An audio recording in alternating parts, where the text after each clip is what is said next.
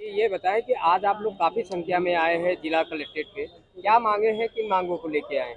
हम गौड़ जनजाति के लोगों को जाति प्रमाण पत्र विगत 4-5 वर्षों से नहीं जारी हो रहा है और हम लोगों ने कई बार जिला प्रशासन से आग्रह किया, हमने प्रार्थना पत्र दिया, बार बार निवेदन किया, लेकिन जिला प्रशासन के आदेश के बावजूद भी तहसील प्रशासन के लोग जो है हमारे लोगों को जाति प्रमाण पत्र जारी नहीं कर रहे हैं। हम मजबूर होकर के जिला प्रशासन से अपनी गुहार लगाने आए हैं कि महोदया, आपके आदेश का पालन नहीं हो रहा है, शासनादेश का पालन नहीं हो रहा है, संविधान में निहित जो है आदेशों का पालन नहीं हो रहा है। हम मजबूर होकर के आपके सामने धरना प्रदर्शन के लिए आए हुए हैं। आप अपना परिचय दें। राम प्यारे गौड़, प्रदेश महामंत्री, अखिल भारतवर्षीय गौड़ महासभा उत्तर प्रदेश। अगर आपकी बात नहीं सुनी जाती है तो अगला कदम क्या है आप?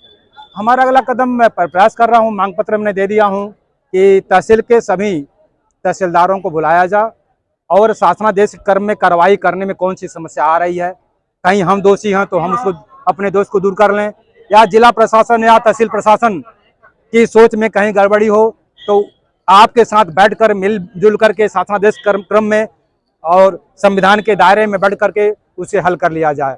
नहीं मगर मानेंगे हमारी बात को तो हम मजबूर होकर के जिला प्रशासन पर आए हैं।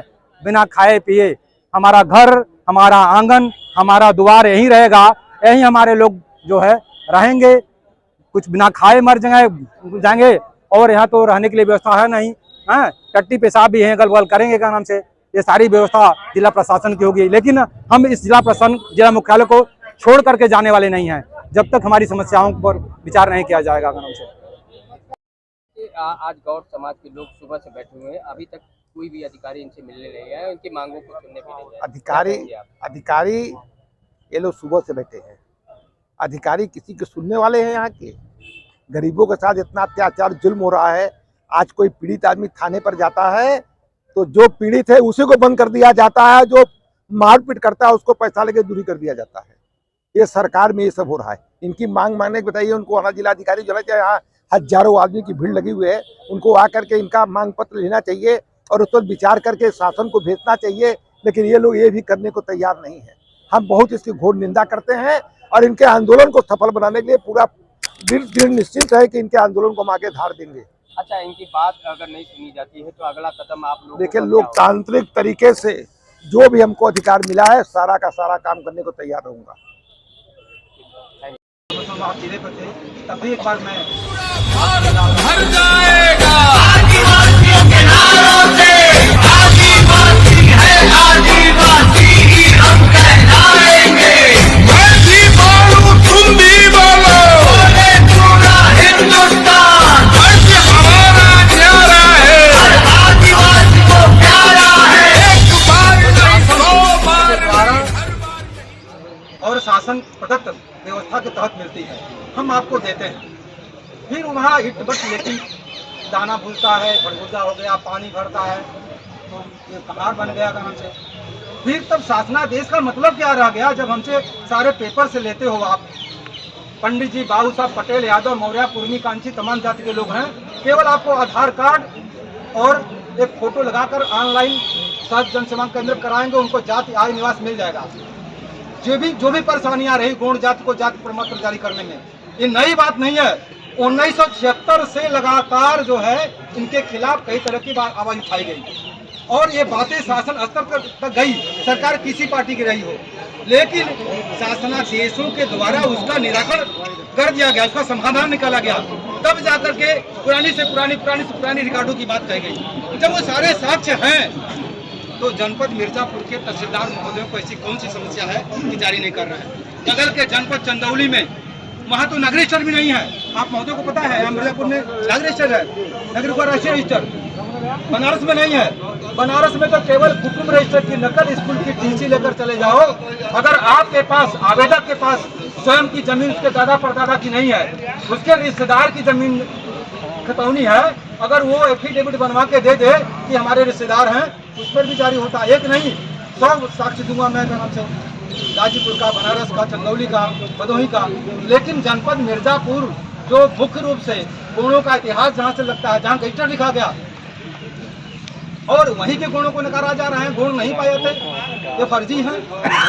तो इसके पहले जितने तहसीलदार डीएम अधिकारी गण में आए हमारे जिला प्रशासन लोग, तो सब फर्जी थे जिन्होंने घूस लेकर जारी कर दिया। मैं एक शासन के लोगों से मांग चाहता हूँ, नहीं तो फर्जी करके हमको जेल भेज दो, कानून से हमारे पे कार्रवाई करवा दो, हत्या करो तो मरवा दो कानून से। जब इतना ही अधिकार आप लोगों को मिल गया है तो मैं निवेदन करना चाहूँगा कि जब शासनादेश कहता है वो सभी साक्ष्य मेरे पास हैं, तो मेरे साथ अन्याय नहीं होना चाहिए। इस संदर्भ में एक खुली बैठक करा लें और जिलाधिकारी महोदय लिखित रूप से स्पष्ट आदेश दें कि आप इनके पास यदि साक्ष्य है तो उसमें आप कौन होते हो पूछने वाले गाँव से? गैर समाज के लोग। हम कह रहे हैं अगर एक गांव में 500 परिवार रहता है और 500 परिवार में 10 लोग हमारे खिलाफ बयान कर दें कि नहीं ये गुण नहीं भड़कूजा है, और उसी गांव से मैं 100 लोगों को बयान करके विथ एफिडेविट दूंगा, तो क्या आप हमें गुण मान जाओगे कानून से?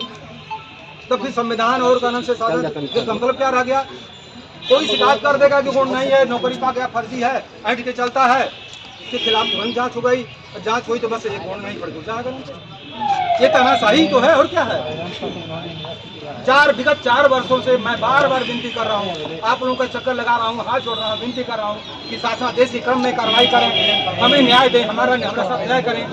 लेकिन और मैं आपसे विनती करूँगा कि आप एक प्रतिनिधि रूप में आए हुए हैं हमारे बीच में, हमारी ये समस्या है जिसकी मांग पत्र माननीय नगर मजिस्ट्रेट के द्वारा हमने सुबह में ही भिजवा दिया था। मैंने आग्रह किया था कि जनपद के 4 तहसीलदारों को बुला लिया जाए, उनके सामने ऐसी कौन सी समस्या है। वो कहते हैं कि हमें लिखित आदेश डीएम महोदय लिख देते हैं, केवल शासनादेश क्रम में नियमानुसार कार्रवाई करें।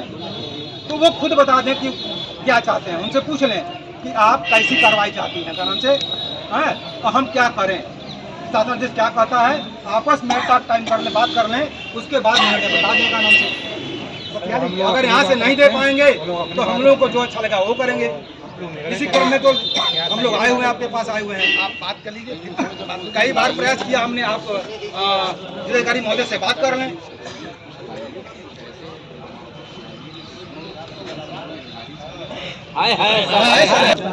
एकदम अगर जिला स्कूटिंग कमेटी हमारे को हमारे सब कुछ कैंसिल करता है, बात करता है, उससे मांग ले, फिर हमसे क्यों मांगते हो कि हम अपना साक्ष्य दो, और फिर हम दे रहे हैं तो हमारे साथ न्याय क्यों नहीं हो रहा है?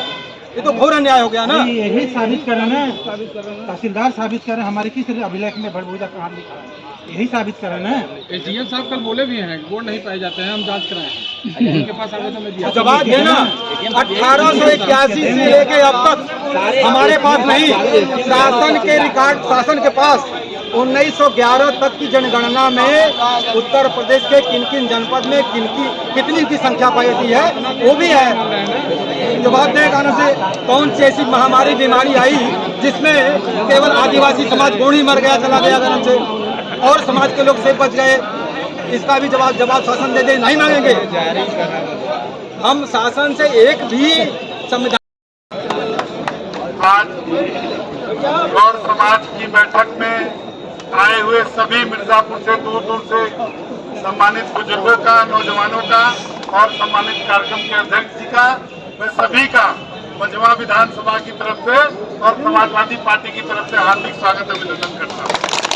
साथियों, आपकी जो मांग है उस मांग पे हमारे जिलाध्यक्ष जी ने भी कही बात कि हम आपके साथ कदम से कदम मिलाकर हर हाल में अगर जरूरत पड़ेगी डीएम कार्यालय को घेराव करने की, डीएम कार्यालय को ताला लगाने की, तो हम लोग भी काम करने के लिए तैयार हैं।